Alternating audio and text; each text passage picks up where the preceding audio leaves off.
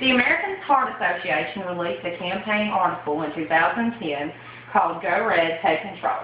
In the article on their website called Take Control, they named heart disease the #1 killer of women in the United States.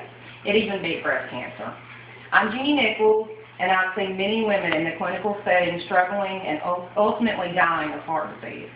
So today, I would like to persuade you not to be one of these women by telling you about the causes, prevalence of the problem, and the solutions you can do, like preventing and teaching. One of the problems I found in research was that women are not aware of what causes heart disease. The Mayo Clinic, a leader in medical field studies, listed on its website many causes, including obesity, high blood pressure, diabetes, smoking, excessive use of caffeine or alcohol, stress, and drug use, which includes prescription drugs. So basically, every woman you know has one or more risk factors that leads to heart disease, which leads me to my next point, the prevalence of heart disease among women. 1 in 5 women die in the United States of some form of heart disease. Every 34 seconds, a woman dies from heart disease, and most women develop it starting at the age of 20. These statistics came from medicine.net in an article titled Heart Disease in Women.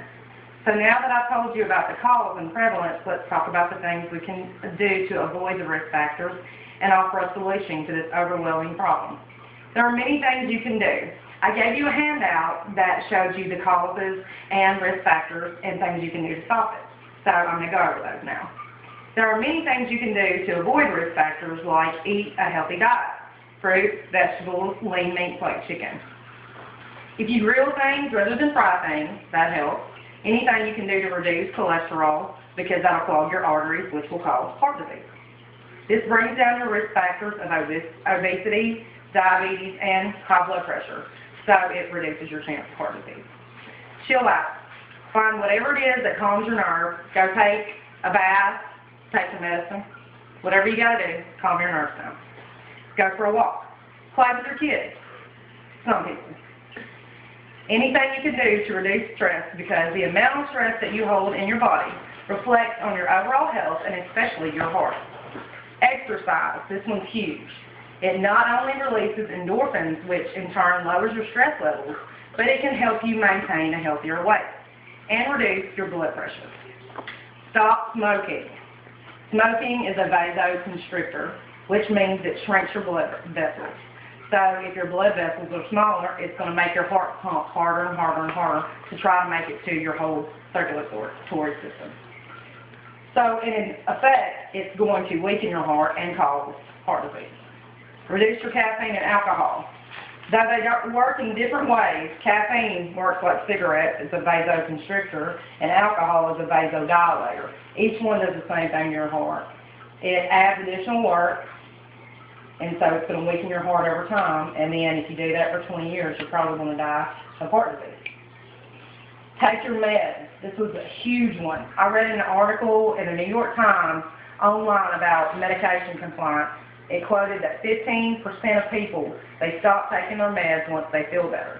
But if you're prescribed medication for high blood pressure, even if you feel better, it's just because you're taking your medicine. So if you stop taking it, it's going to go back up and it's going to do the vasoconstriction thing again, and it's going to start it all over. And the more you do it, the more heart damage you cause. So take them as prescribed, even though you feel better after taking them. Your muscle is a heart, and if it's pumping so hard over time, it will burn out just like any other muscle. And that's one muscle that you don't want to burn out. Now that you know things you can do to reduce your factors, I offer a solution, which is teach. Every article I looked on the internet, if 34 people a minute were dying of anything else, somebody would probably say something about it every now and then. But heart disease, 34 women a second die. I mean, every 34 seconds a woman dies. So I think that there should be a whole lot more education out there. So teach every woman you know. Teach your mom, teach your daughters, teach your sisters, your friends.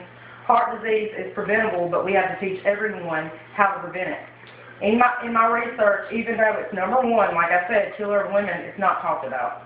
This issue was addressed in an article by Janet Ross, who works in coordination with the American Heart Association.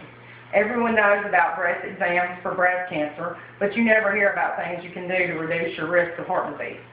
In conclusion, I have told you about your problem, which is heart disease, its causes, and its prevalence. My proposed solution, prevention by reducing your risk factors, and teaching everyone you know. I hope I have persuaded you to get out there and help yourself or someone else to avoid this disease. Thank you.